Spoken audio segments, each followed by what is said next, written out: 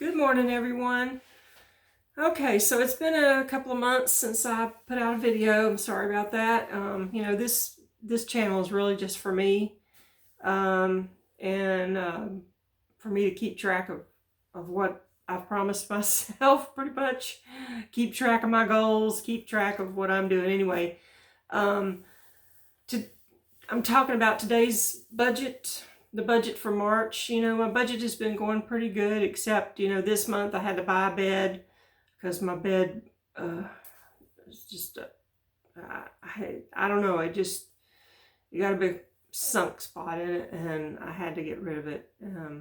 So I got a new bed. It was only $300. I couldn't see me spending another fortune on a bed that wasn't going to last very long.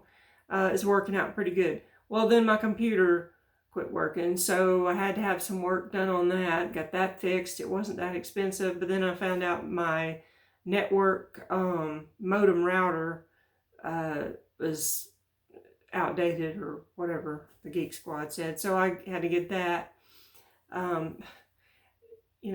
Just one thing after another. So I've spent quite a bit of extra money this month, and when I say I spend extra money, normally the big purchases I put on a credit card because it's not really in the budget. So I kind of budget a credit card expense, and then it kind of builds up over time because some months I have nothing on it. So whenever the bill comes due, I just pay it because I don't keep any debt of any kind. I don't want any debt.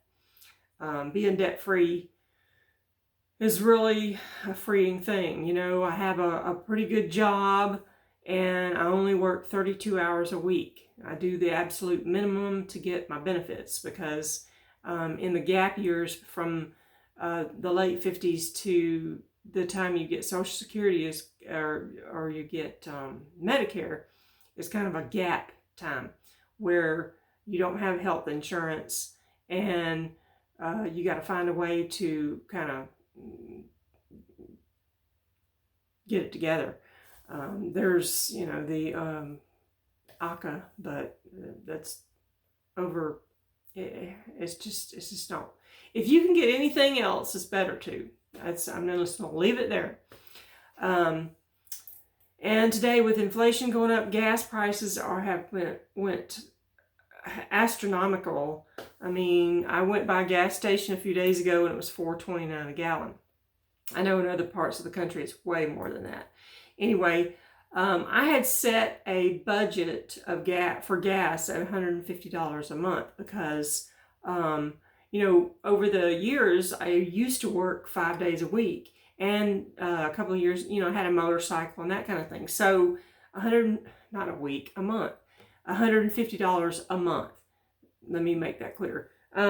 So it would take me about between 100 and 150 because I would, go to work 5 days a week and then I'd go do shopping and then ride my motorcycle a few times, and so it kind of averaged that. It was not usually up to that, but every once in a while it was. So I gave myself a generous budget of $150 a month. Now, when I sold the motorcycle and then I quit my job, the gas bill went way down. And I thought, okay, well, I'll cut it back to $100. But I never really did. I kind of left it there because my auto budget was just for gas and for my insurance and for other stuff like, I had to have oil changes and minor stuff. So it kind of padded that part of the budget in order to have that little extra. And I guess it's a good thing I did because the way things are working right now, I only work 3 days a week. I don't have the motorcycle anymore. When I go to the store or do errands, I try to do them all on the same day. And so I have found that the way the prices are right now, if I do that, I think I will stay within my budget, barely. I made a promise to myself, if I hit $150 before the end of the month, I was not going to fill anything up anymore. I would get down to maybe a quarter of a tank, and then I would just sit at home for the rest of the month. Hopefully gas don't get too much higher than that, because after that I'll be riding a bicycle or walking. And at that point, if it affects me going to work, so be it. That's another part of being debt free. I can just sit home. I have a little bit of money in my savings account and that's the reason I'm on a strict budget, because I can stretch it out. I can stretch it out, until I find the next job. I really wish that I could get a job really close to home. I mean, the local hospital here is like a block that way, but they don't have any openings in MRI. I did CT there for about 2.5 months in 2019 in order to pay off some bills that I had, because I was on the debt-free journey at the time, and not going to do CT ever again. I hate CT. I absolutely hate it. It's not for me. A lot of people like it. It's fast-paced. It's boom, boom, boom. That's great. That's all wonderful, but not for me. MRI is my thing. I really, really like MRI. Now, if they had an opening over there for MRI, I'd apply for it, even if it was only 1 day a week. I mean, it's a block that way. I can walk if I had to. Not that I ever walked when I did CT. I live a block from the hospital, and I drove to work. And my justification was good, because the shifts were 10 to 12 hours, and I figured by the end of the shift I'd be too tired to walk home. But I did the same thing in Arizona. I lived literally a block from the hospital when I lived in Arizona.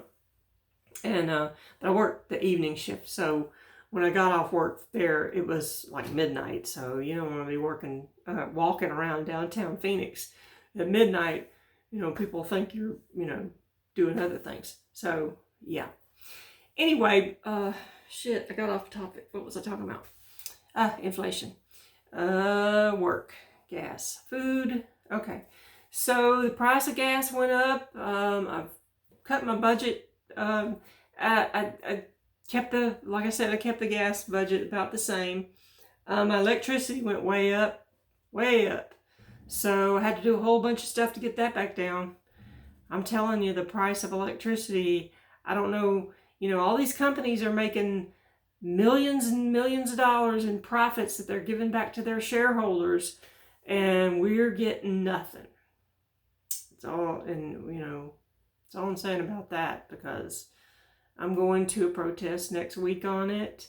Other local people they can't afford it. So anyway, did a bunch of stuff to circumvent that. I've never really thought about it that much, because my electric bill never was really that high. I set a limit of $150 on it, which the reason I did that is because I added up when I started my budget, I added up my bill for an entire year.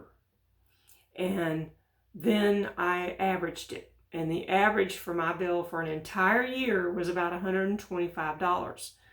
Well, I budgeted $150, because some months it would be much less than that, and some months it would be a little above $125. So, that's what I set it at, $150. So I'd have some padding. I like to have a little padding on some of these variable bills. And so when I got my January bill, it was $155, which I did not expect.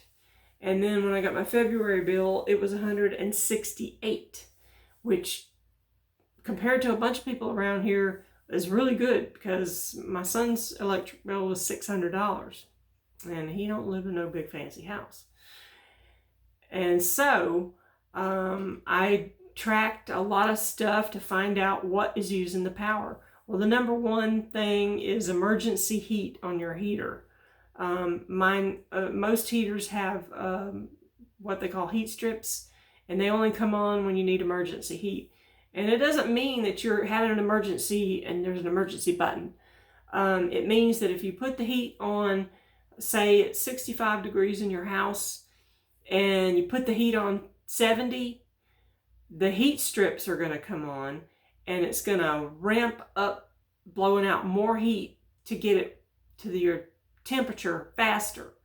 So it's going to run your bill way up really, really fast. One day I had my heater on and I had only put it, done like a temporary setting because I can program mine.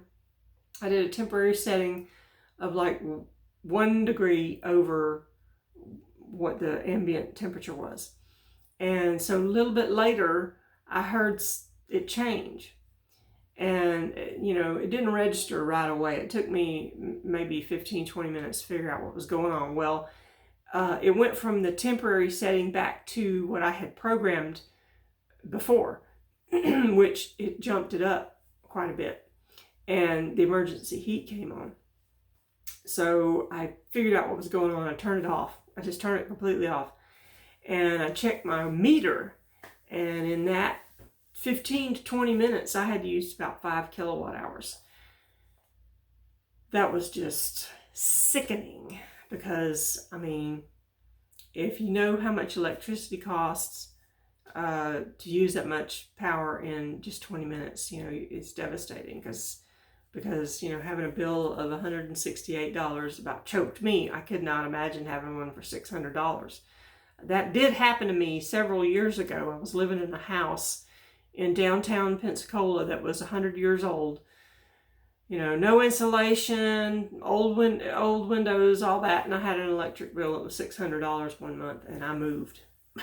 I just moved. I'm like, I can't do this. I moved. You know, that was almost as much as my rent. So anyway, so I've done some things to lower the bill. My last bill was $65. So I'm back down to what I'm supposed to be. Because like I said, it fluctuates. Usually in the summer, it's higher than in the winter. And so that's kind of what threw me off with this bill.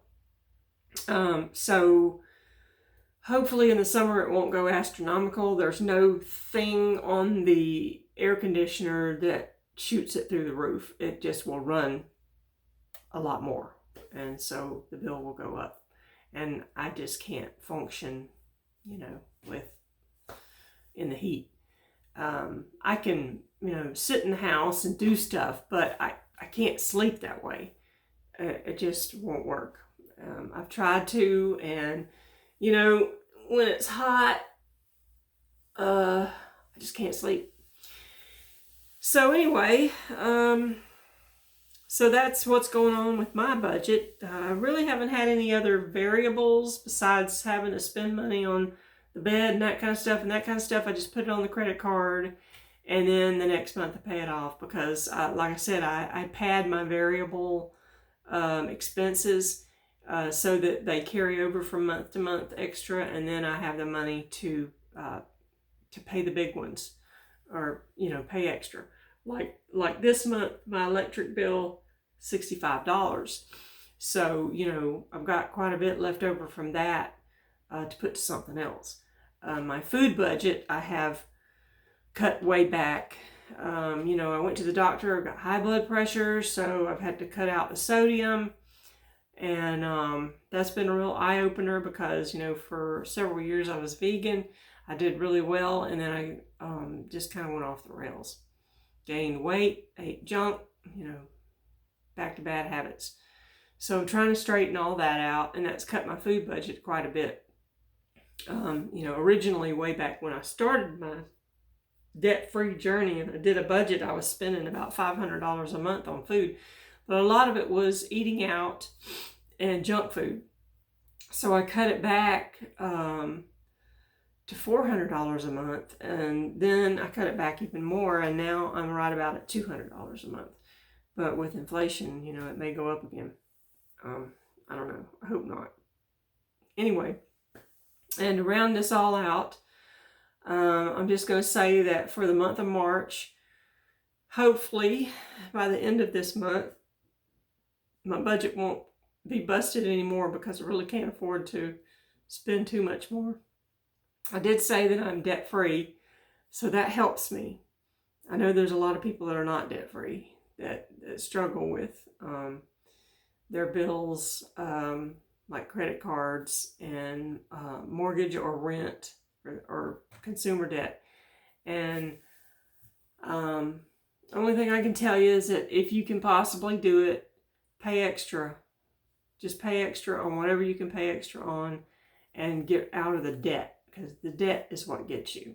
You know, I spent many years playing the credit card game, and it seemed like a good idea because I could, I'd have more free money, you know, more money free this month because I didn't spend it. I put it on a credit card, put it off till next month or 6 months. But the problem with that is that if you get into that habit of doing that, then you do it when you don't need to do it. And then you have credit card bills that, you know, you're paying 20% interest on. And, you know, with them raising the interest rate, that's going to be even worse. I have some credit cards, but I only use them when I know I can pay them off the next month. I haven't had any big thing in quite some time that I couldn't pay off the next month. You know, I'm working, so it's not really that hard for me to do that. I am working 32 hours a week. I could work more if I needed to.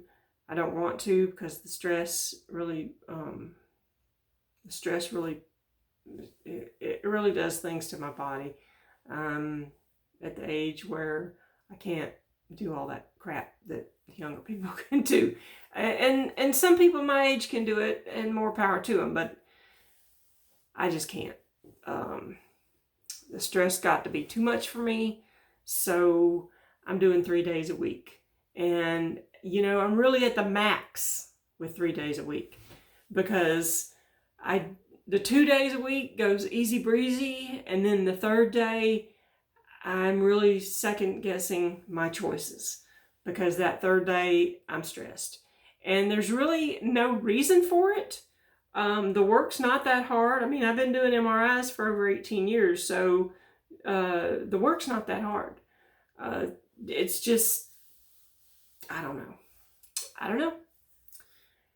If I figure it out, maybe I'll share that. But I really don't know. Because, you know, I'm always looking at jobs. I'm always looking at quitting my job. I have this stress about it, anxiety about it. And if I did quit, I would be okay. I have some money in savings, and I do budget really tightly. I mean, I don't feel like I'm deprived. A lot of people get all twisted up about being on a budget, thinking that you're depriving yourself. But actually, if you budget for something, no matter what it is, you're not depriving yourself. Say you like to buy purses, you know, those really expensive kind. Well, if you budget for it and save for it, I mean, you do what you want to do, you know. Some people like to have their hair done every 6 weeks. Some people like to have manicures and pedicures. I say that if you really like that stuff and it really makes you feel good, then do it. You know, budget for it though.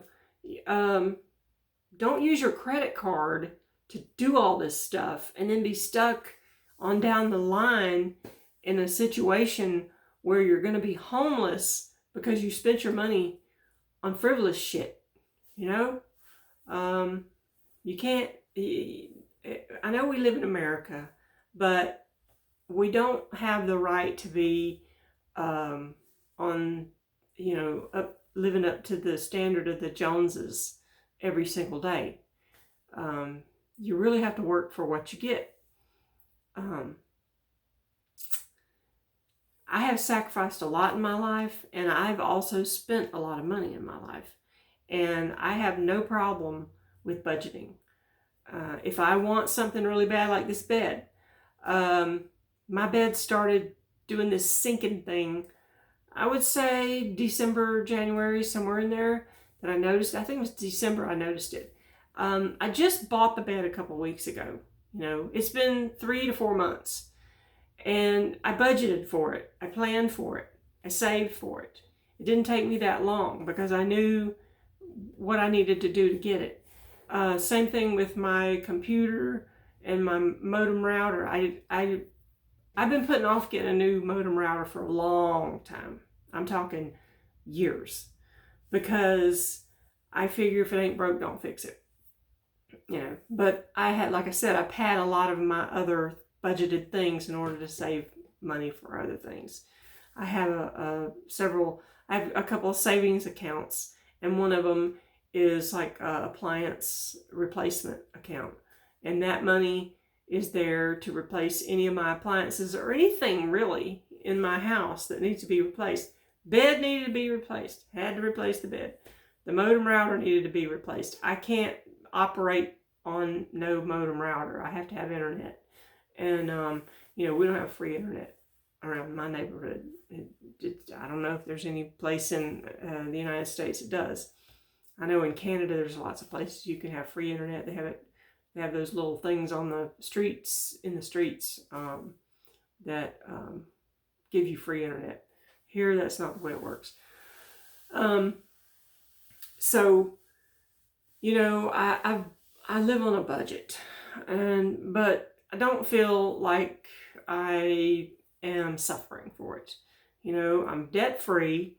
So, and I work, like I said, 32 hours a week. I have health insurance, and I really don't feel like I'm suffering. And I'm rambling, ain't I? Sorry. I don't know. I get to the end of these videos and I don't know how to end it. So, I don't know. I guess I'll just end it. Have a good day. Enjoy life. There's only one.